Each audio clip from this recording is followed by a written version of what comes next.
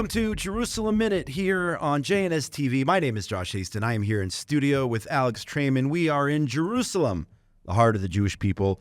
Alex, did you stay up all night and watch the debates? I don't stay up to watch things that you can watch on YouTube in the morning. There were watch parties here in Israel, I heard. The Biden-Trump debate, the first time that the two met. And the focus wasn't on the Middle East and Israel, but they actually did touch on it a little bit. President Biden rambling a lot, talking about how he saved Israel, referring to the Iranian strike back in April in which they launched 300 missiles and drones, criticizing Israel on the Gaza policy, saying too many so-called civilians have died. And then Biden said that Hamas wants to continue fighting, and Trump said that's not the case. He said that Israel wants to continue fighting to wipe out Hamas. Let's go to the clip. Hamas cannot be allowed to be continued. We continue to send our experts and our intelligence people as to how they can get Hamas like we did bin Laden. You don't have to do it. And by the way, they've been greatly weakened, Hamas, greatly weakened, and they should be. They should be eliminated. But you've got to be careful for using certain weapons among population centers. As far as Israel and Hamas, Israel's the one that wants to go. He said the only one that wants to keep going is Hamas. Actually, Israel is the one, and you should let him go and let him finish the job. He doesn't want to do it. He's become like a Palestinian, but they don't like him because he's a very bad Palestinian. He's a weak one. So there you have the difference of opinion there. Biden saying that Israel's willing to go along with his proposed agreement for a ceasefire. Trump saying the opposite, saying, Biden, let Israel win, give them the tools they need. Yeah, Trump saying, let them go, let them finish the job. And I think that people had confused some of Trump's earlier comments that he made earlier in the war about, he said that, it should end quickly. And what he meant is that you should take the handcuffs off and let Israel win the war as quickly as possible. When Biden says he saved Israel, I do think that Biden has prevented a larger escalation, but he's also slowed down the conflict. He sent in aircraft carriers early on in the war. I think that prevented an immediate escalation with Hezbollah, and yet Israel's been forced to absorb close to 20,000 rockets, drones, anti-tank guided missiles. We'll talk about that later from Hezbollah. But I think here that the talk that Biden is a Palestinian and a bad and a weak Palestinian, I just don't understand that. I don't think it's helpful. Biden, he might be a weak president. I don't know that he's a Palestinian. These questions about whether Biden is physically fit, mentally fit to maintain the presidency, I think that in Israel, people have to understand that this is now the discourse that's in the United States because you have opposition to Prime Minister Netanyahu's policies, and their whole argument has been that Netanyahu is angering Biden. And yet, on the other hand, you see that people are saying Biden's not fit to hold office. So which one is it, right? You can't have it both ways. And I think that you're seeing right now that actually Biden may have a lot of good sentimental feelings towards the state of Israel. I've heard the same from Minister Ron Dermer, who says that Biden is a Zionist. I've heard him say that many times. You can argue with that. Sure, Netanyahu saying that he's been a friend of Biden's for many years. And what you could see here now by these conflation of these two things coming together is that inside the Biden administration, there is a whole foreign policy team. That foreign policy team is almost to a T the same as Barack Obama's foreign policy team. And there's no doubt that when it comes to Netanyahu's relationship with Obama and Obama's foreign policy team, that they don't like Netanyahu. So this isn't about necessarily Netanyahu-Biden. This is about Netanyahu and Obama's foreign policy team. At the same time, this just was reported here actually by JNS News. Congressman Michael McCall, the chair of the House Foreign Affairs Committee, said that the Biden administration is holding up 7 weapon systems. Last week we mentioned 1 weapon system, and Biden actually during the debate said that he did not want Israel to have those 2,000-pound bombs. He said they caused too many so-called civilian casualties or whatnot. But now you have a congressman, this just came in just now, saying that it's not about 1 system or 1 set of bombs. It's about 7 systems being held up by the Biden administration. What do you make of that? We've been seeing how this story is developed, and at first the White House saying they don't know what Netanyahu was talking about, and then they said it was just this one package of the 2,000-pound bombs, and then later it was, yes, in the beginning of the war we were fast-tracking weapons, and now we're not slow-tracking them, but we're not fast-tracking them, and now we're beginning to see that, no, wait a second, we're talking about 7 different systems, certainly been slow-tracked, and at least the Biden administration's coming around on it. Netanyahu really made a big stink about it. There have been a lot of people asking, did he do the right thing in outing the Biden administration? The prime minister had said that he tried every private avenue in order to get the flow moving again. And Netanyahu seems to have been justified by going public with this, because it does look now like these weapons are being moved through the system a little bit quicker than before. Yeah, 2 other interesting points here in the debate. President Trump asked about a Palestinian state, which, of course, the Biden administration has been pushing at least since the beginning of October 7th, if not before that, and Trump avoids to answer that question. Also, while the debate did not talk about specifically anti-Semitism, Trump did criticize all of the riots which were taking place throughout the United States and continue to take place on college campuses, saying that they were much worse than the Charlottesville rally, which Biden referenced during his closing remarks, of course, taking a shot there at Trump. I think that's super important to understand the young American response, which is, by the way, an instigated response. We remember that many of the people that were arrested on campuses like Columbia and others were instigators. They weren't students. So they were trying to get students riled up, and they succeeded in doing that. And it was a very, very bad scene on dozens of university campuses. It shouldn't be forgotten that this was intended to create a lot of civil unrest in the United States. Moving on here from the debate here, but focused also once more on Netanyahu and the Biden administration. Netanyahu is supposed to go and speak in front of Congress, and you have leading Israelis, including former Prime Minister Ehud Barak, Talia Sasson, and others, who penned an op-ed in the New York Times saying that they do not think that Prime Minister Netanyahu should go to the U.S. At the same time, you have an editorial in the J-Post saying they also don't think this is the right time for Netanyahu to address the joint House of Congress there. What do you think, Netanyahu? Should he go? Shouldn't he go? Wrong time, right time? I mean, we had this debate here in Israel back in 2015 when Netanyahu went to try to have the U.S. stay out of the JCPOA. Now you have it here again, the same kind of debate.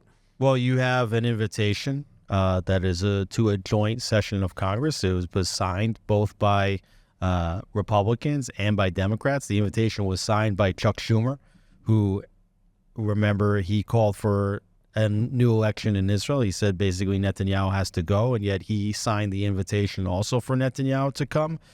You'll recall that Vladimir Zelensky went to a joint session of Congress during the war, right, as a U.S. ally. You would never have seen in the past a former prime minister of Israel taking to mainstream media in the United States in order to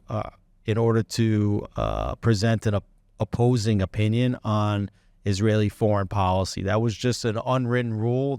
It was never ever done. When it comes to the foreign policy, you don't stand up and you go against the sitting prime minister. But Ehud Barak has been the number one conspirator behind the scenes to get the protest movement going in Israel, to undercut Netanyahu's tenure here in Israel. He is the one leading the charge behind the scenes against Netanyahu, and not only is it now behind the scenes, but they've broken every rule, as we saw during the judicial reform protest, breaking every unwritten rule, and now doing it here too, together with Tamir Pardo, who was a former director of the Mossad. This is just a continuation of the anti-Netanyahu protests. It's a continuation of the anti-judicial reform protests. It's the same characters. It's the same tactics, and it's unfortunate.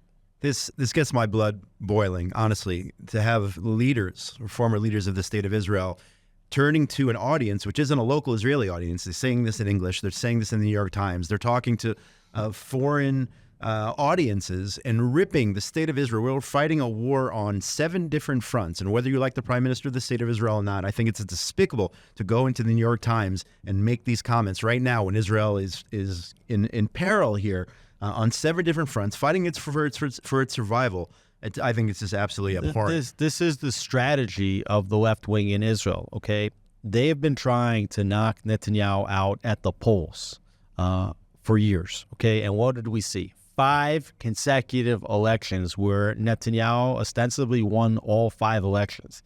Even when he was replaced for a year and Bennett and Lapid formed their rotation alternative change government, even in that election, Netanyahu's Likud party won 13 more seats than Yair Lapid's party, which was the second largest party.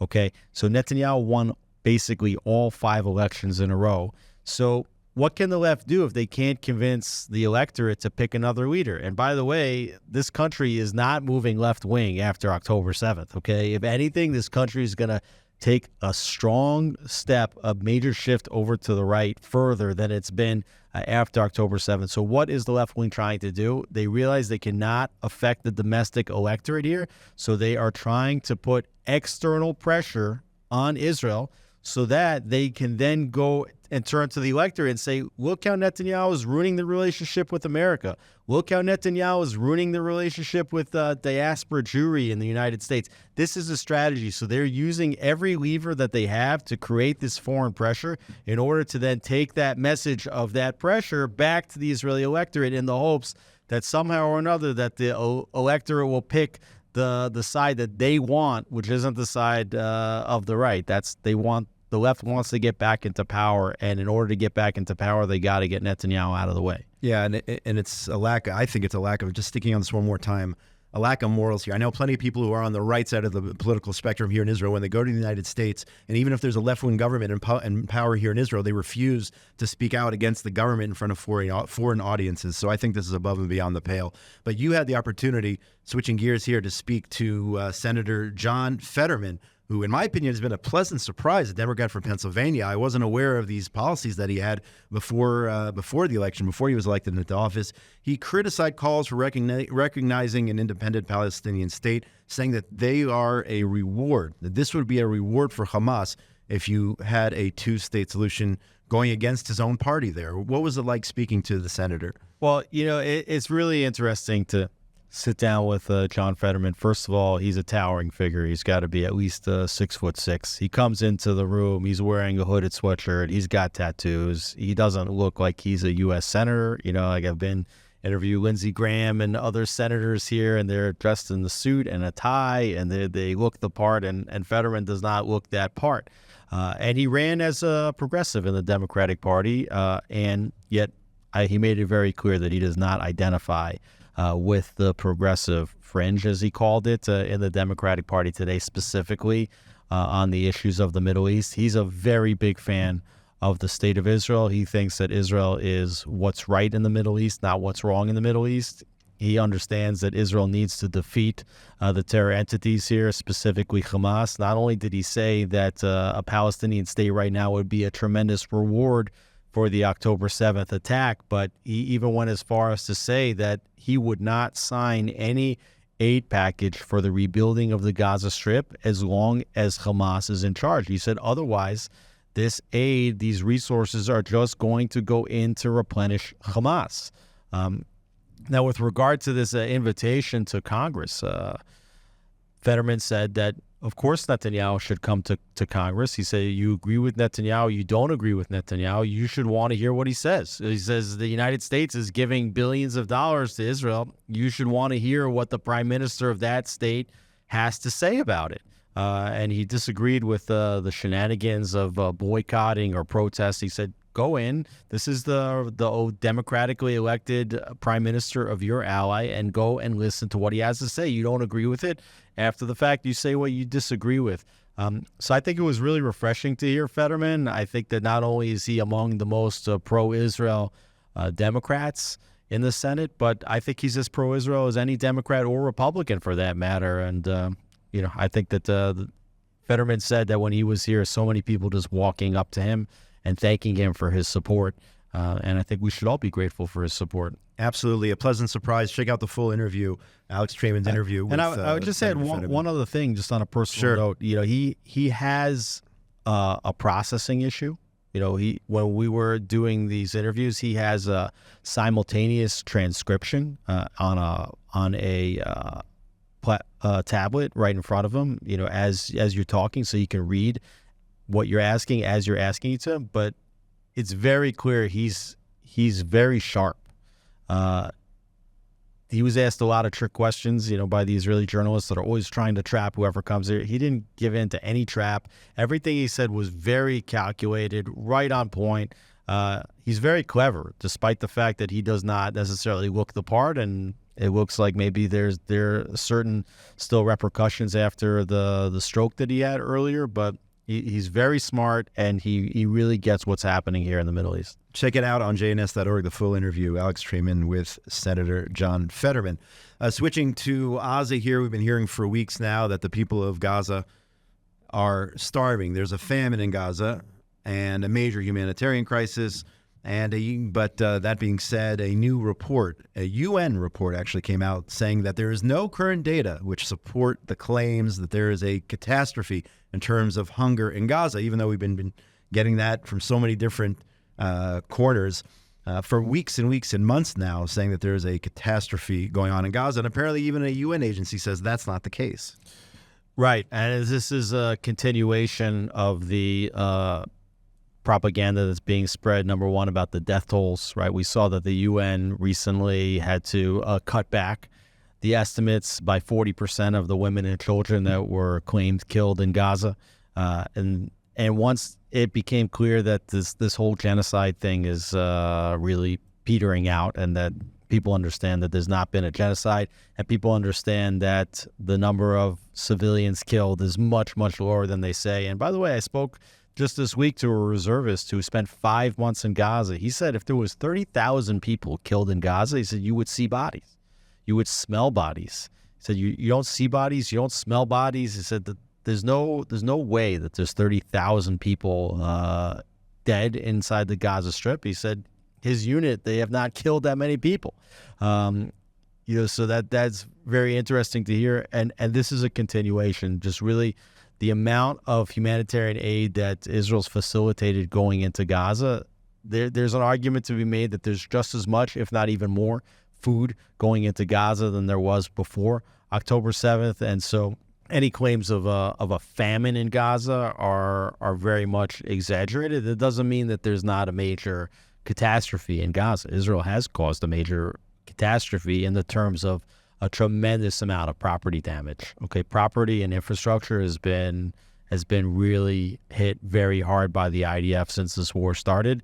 But the number of people killed and the ability of those that are still alive to eat, those claims should be challenged. There was a blood libel, I'll call it that, circulating this week. I think Congresswoman Rashida Tlaib's claiming that there are 20,000 missing Muslim Arab children in Gaza, that Israel's killed 20,000 and their bodies are just scattered or hidden or missing or who knows what. But I would call those a blood libel, the propaganda that's coming out of these squad members on social media.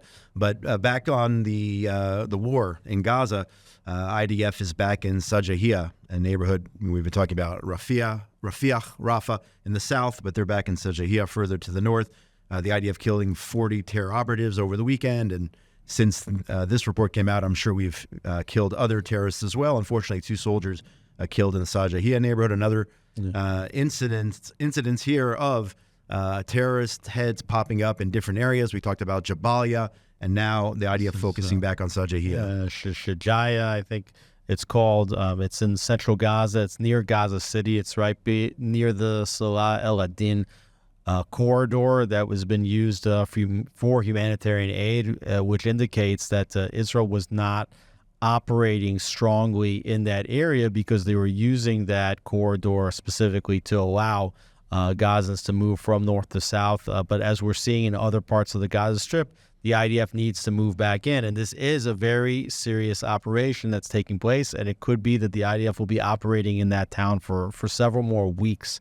So we do see that even though The IDF's basically swept Gaza from north to south.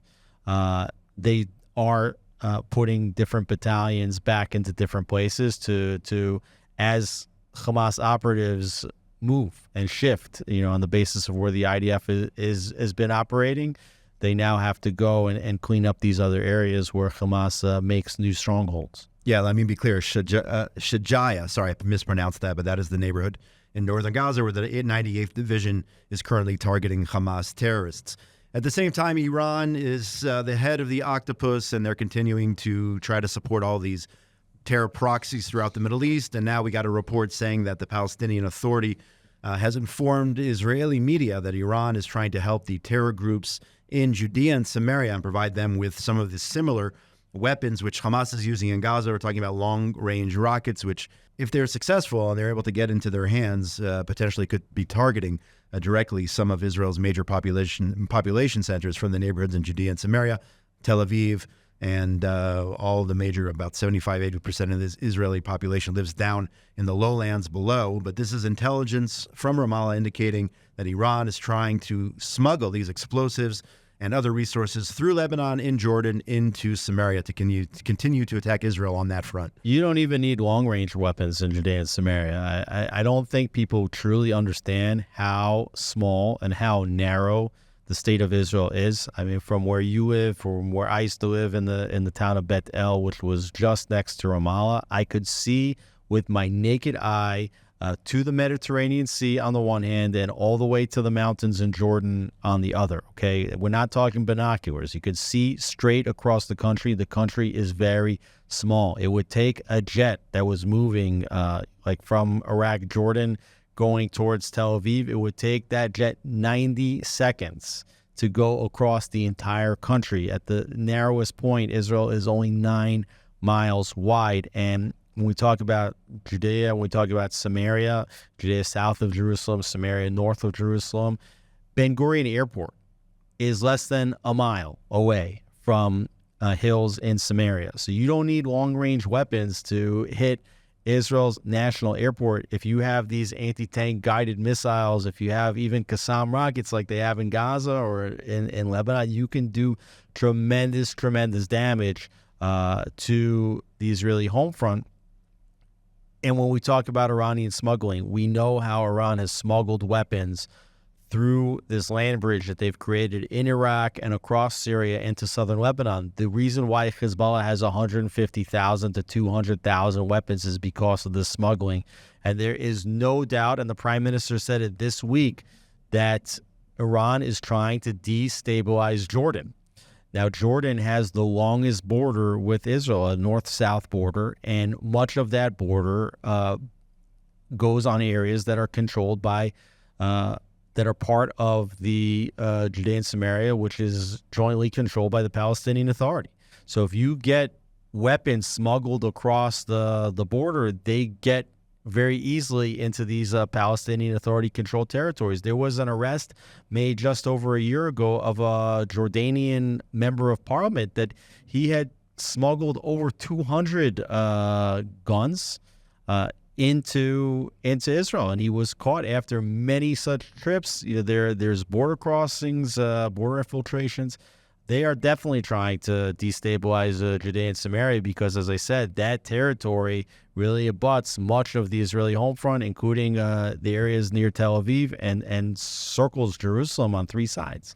If you go to the Israeli community of Alfei Menashe near Kfar Saba, you can literally pull up a chair and watch the planes land at Ben Gurion Airport all day long. They land every few minutes at Ben Gurion Airport. And from that range, all you really need are mortars or RPGs or whatnot. And you can do serious damage targeting jets and targeting the runway there at Ben Gurion. So, yes, they're trying to smuggle these advanced weapons. But as you mentioned, even if they had mortars or shorter range rockets, the entire or the vast majority of the Israeli population center would be under fire. And we can't let that happen. Even as Hezbollah continues to target northern Israel. I heard yesterday an entire home destroyed in Metula, a city on the northern border. I don't think people realize the scope of the damage in terms of property. And the IDF, of course, striking back, targeting Hezbollah operatives in southern Lebanon, and in other places, Syria or whatnot. Unfortunately, a drone attack injured 18 soldiers as well, one in serious condition there in northern Israel. We're seeing more and more of this. We've been talking about this for months now, how Israel is on the verge of a major offensive in order to restore order in northern Israel. Yeah, 80,000 residents have been removed from their homes since the very beginning of this war in the north because of the threat posed by Hezbollah. Hezbollah has a much larger army than Hamas. There's the threat of a cross-border attack like we saw on October 7th, and plus the short-range weapons that Hezbollah has been employing so far during this conflict, have done tremendous damage. You mentioned Metula. It's not one house this week, one house yesterday that was hit over there. There have been many, many, many buildings. From what I understand, a large percentage of the buildings in Metula have been hit. Israel doesn't have a good way to stop these anti-tank guided missiles, drone attacks. So there was a drone that just injured 18 soldiers yesterday, one seriously. And yet we're starting to learn a little bit more about what Israel's been doing as to respond to this. Israel's basically set up now or created a 3-mile, what they call a dead zone. Mm-hmm. This is being reported inside southern Lebanon. And there's even reports in some media outlets that Israel's been using white phosphorus in these areas in order to make them essentially uninhabitable. They're trying to push back and create a major buffer zone between Hezbollah and northern Israel. Right now, there's a 3-mile buffer zone. Ultimately, what Israel wants to see and what they would be satisfied with would be for Hezbollah to retreat and move north of the Litani River, which is about 19 kilometers north of the Israeli border, because this way these short-range rockets, drones, mortars, anti-tank guided missiles would not be a threat to these houses that are near the Lebanese border. I don't get the sense that Israel wants to go to war. I mean, that's the talk here inside Israel, that the soldiers are tired, that they don't want to get into a war of attrition, that they don't want to absorb whatever damage could be if Hezbollah starts to use their more serious weaponry, to which they have a lot.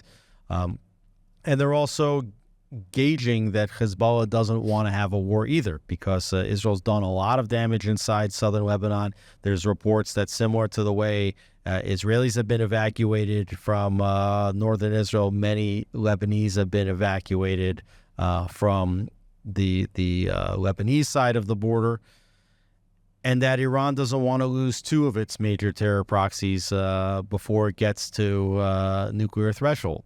So certainly hopes that a major conflict with Lebanon, more major than it's already been. It is pretty major. I mean, you have to ask yourself the question of, like, what's the red line here? What makes a declaration of war? You would have supposed that we'd already gotten to there a long time ago. And there's definitely been cross-border fighting, Israel using its air force but not using ground troops. Israel's hoping to avoid putting ground troops. Israel's hoping to avoid the long-range rockets coming into its home front, but time is running out, and I think in a matter of weeks we're going to know whether this is going to die down a bit or whether it's going to escalate. It sounds from what you said that there might be actually a shift from things we've been saying in recent weeks.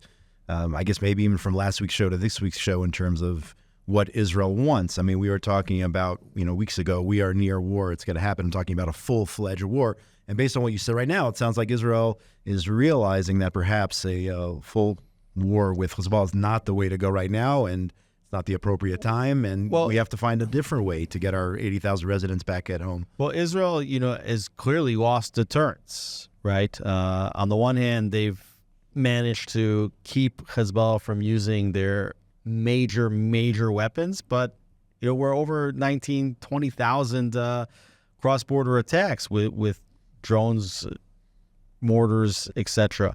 So they have to get that deterrence back. They have to get that to stop. The only way that they're going to do that is to threaten major damage inside Lebanon.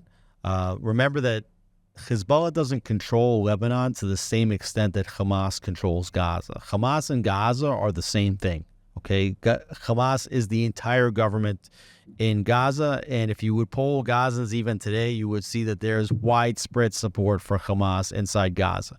Inside Lebanon, it's a different story. Yes, Hezbollah does have a major role in the government because Hezbollah is stronger than the Lebanese army, because they're stronger than much of the government, but most of the Lebanese people don't support what Hezbollah is doing to their country. They don't want to see Lebanon turned into Gaza. And if Israel does attack, it's going to be fast and furious. It's not going to be limited to areas just near the Israeli border. It might be as far as Beirut. And the only way that they will convince Hezbollah not to escalate this war is for everybody in Lebanon to understand that if this does escalate, that Lebanon is going to be turned into what Gaza's been turned into, if not much worse.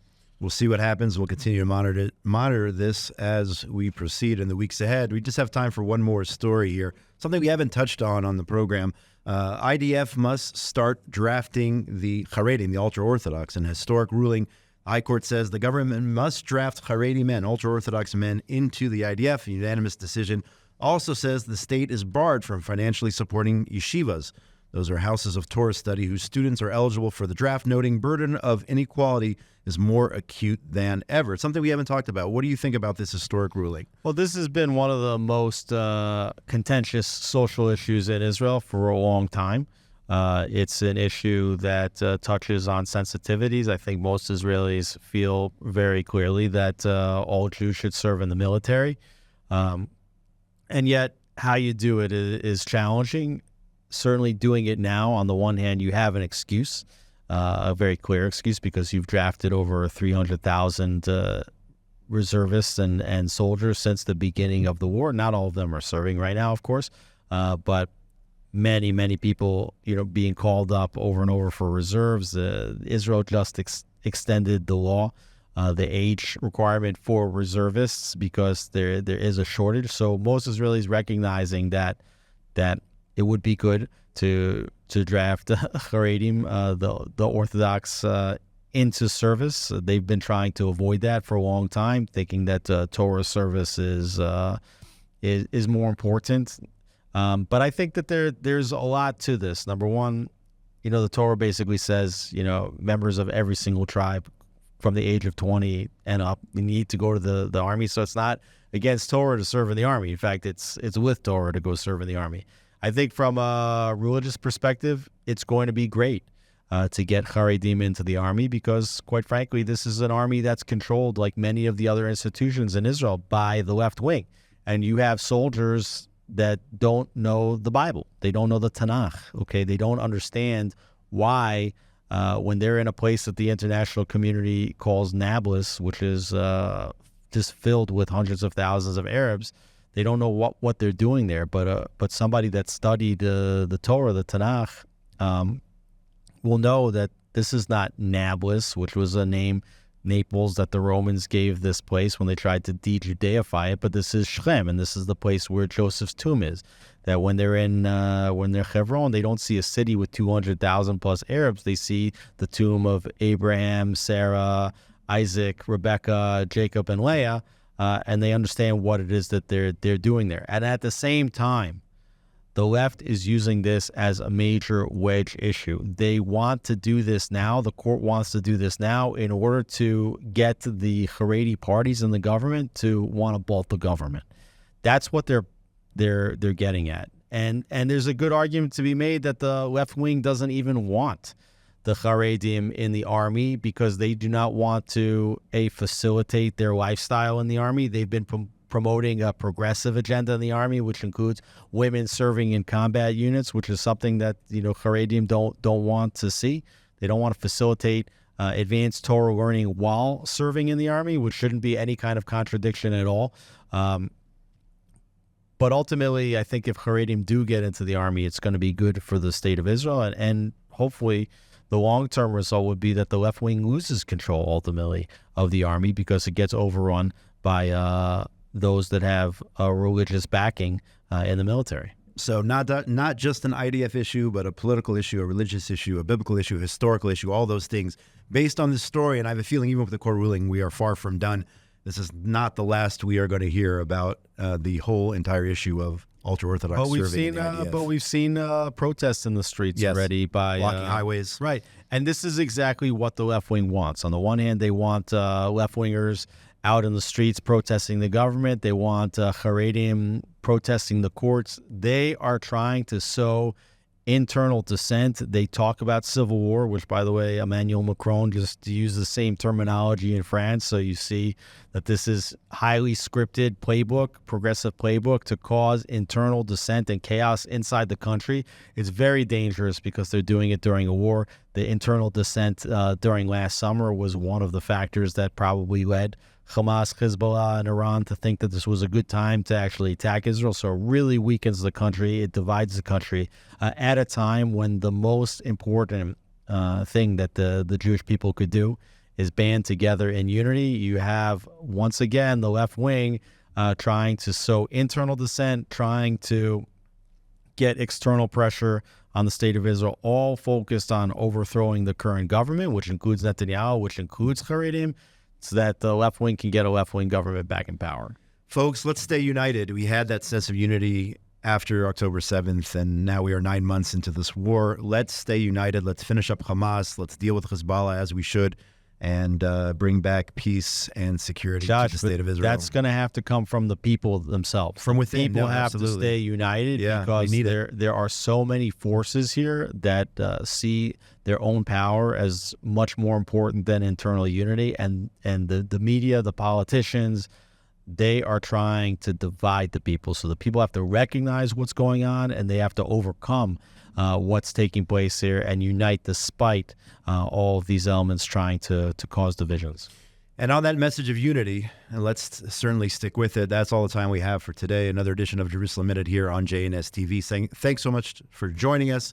Thanks to everyone behind the scenes here at JNS. And make sure you go to jns.org and keep yourself on the pulse of everything happening here in Israel and throughout the Middle East. I'm Josh Hasten, correspondent for JNS, along with Alex Traiman, JNS CEO. Continue to pray for the welfare of the IDF soldiers who are protecting us 24/7. Have a great week, everybody. Stay safe, and we'll see you again next week.